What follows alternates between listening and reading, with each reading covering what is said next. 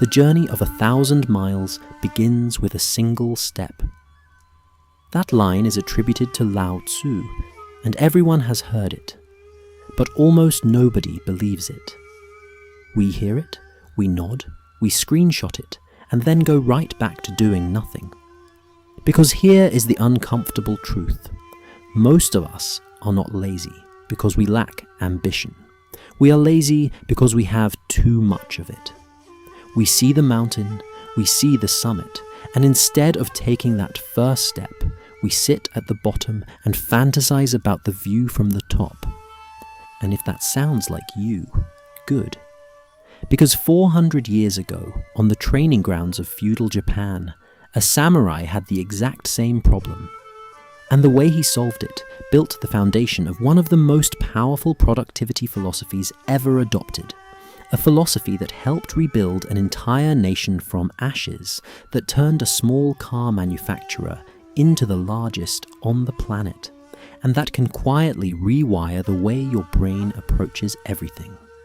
Today, we are walking through two ancient Japanese principles, Kaizen and Bushidō, and by the end of this video, you will understand why the biggest obstacle between you and everything you want is not talent or time, it is the size of the steps you are trying to take.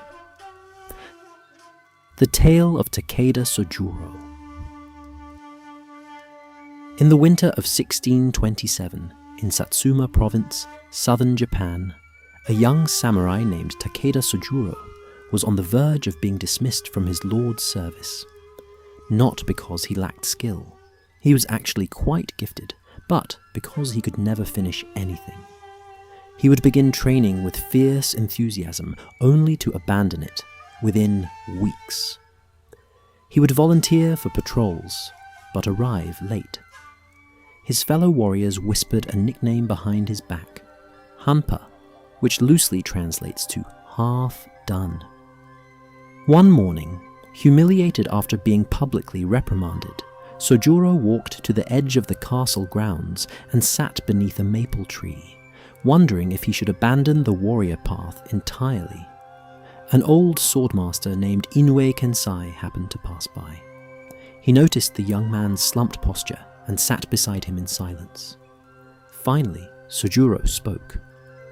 "Sensei, I want to be great. I can see it in my mind, but every time I begin, I lose the fire. My spirit lights quickly and burns out just as fast." Inoue did not look at him. He reached down, picked up a single fallen leaf, and placed it in Sojuro's palm. "Tomorrow morning," he said, "do not try to become great. Just pick up your sword and make one cut. A single stroke. Nothing more." Sojuro frowned. "One cut? That will accomplish nothing." The old man smiled. "Neither does the first drop of rain. But have you ever seen what a river does to stone?" The next morning, Sojuro did as instructed. He walked to the training ground, drew his katana, performed one clean downward stroke, sheathed his blade, and walked away. The day after, he did 2, then 3. Within a month, he was completing full sequences without realizing he had started. Within a year, his technique was sharper than men who had trained twice as long. Within 3 years, he was appointed to his lord's personal guard. The nickname Hanpa disappeared, not because he announced some dramatic transformation, but because it had already happened, one invisible cut at a time. The philosophy, Kaizen.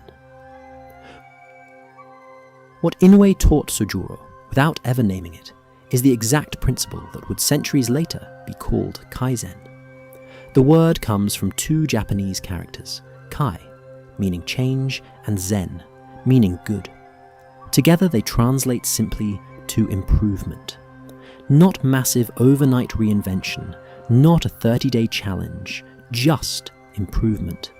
Steady, quiet, relentless improvement so small that it feels almost insignificant on any given day, but so consistent that over months and years it becomes unstoppable.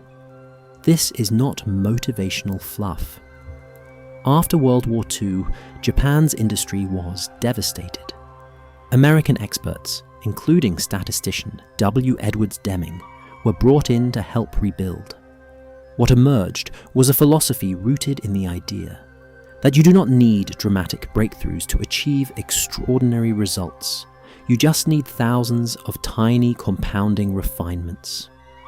Toyota adopted this as the core of their production system. Over the following decades, that small automaker became the largest car company on Earth, not by building one revolutionary vehicle, but by making every process 0.01% better than yesterday. And here is where science catches up. Neuroscience research has shown that when you repeat small behaviors consistently, you physically strengthen the neural pathways associated with those actions. The basal ganglia, the brain region that governs automatic behavior, gradually takes over what used to require enormous willpower, turning deliberate effort into effortless routine. A study in the European Journal of Social Psychology found that it takes about 66 days for a new behavior to become automatic. The size of the action matters far less than the consistency. One push-up every morning rewires your brain more effectively than one intense gym session you never repeat. The code Bushidō. But Kaizen alone is not enough. You can make small improvements every day, and if you do not have a deeper reason anchoring those habits, you will still eventually quit. This is where Bushidō enters. The way of the warrior was the unwritten code that governed every dimension of a samurai's life, not just combat, but daily conduct, relationships, even the way you ate your rice. Its core virtues, discipline, honor, courage, were not abstract ideals. They were daily practices.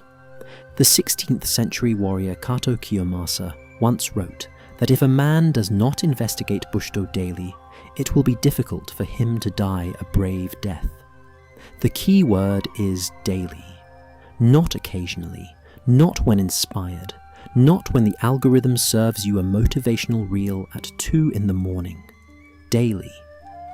Bushidō understood something modern productivity culture gets wrong. Discipline is not a personality trait, it is a ritual. You do not become disciplined and then start acting like it. You start acting like it, poorly, imperfectly, every single day, and the discipline follows. When you combine these two principles, you get something remarkably powerful. Kaizen gives you the method. Make the action so small, it is impossible to fail. Bushidō gives you the code. Show up regardless of how you feel, not because of motivation, but because of honor. Because the person you are becoming has standards, and those standards do not negotiate with your comfort zone. The shift from ambition to action. So here is where this becomes your blueprint. If you start strong every Monday and stall by Wednesday, if your notes app is a graveyard of abandoned plans, then the problem is not that you are lazy. Your ambition has been attacking the wrong target. You have been trying to become the person you want to be overnight. And every time reality reminds you that is impossible, you interpret the gap as failure instead of what it actually is. A completely normal part of the process. Starting tonight, pick one thing, just one, and make it absurdly small. If you want to read more, open a book and read one paragraph. If you want to get in shape, do one push-up. If you want to learn a language, memorize one word. That is your first cut. That is your Kaizen. And then, here is the Bushidō part. Do it again tomorrow. Not because you feel like it, but because you gave yourself a code, and a person who lives by a code does not break it over something as trivial as not being in the mood. Remember Takeda Sojuro, the samurai they called half done. He did not transform because he found a surge of motivation. He transformed because an old man told him to stop trying to be great. Greatness was never the goal. The goal was one cut, every single morning, until the cuts became a current, and the current became a river, and the river carved through stone. Conclusion. There is an old Japanese proverb that says, "Fall 7 times, stand up 8."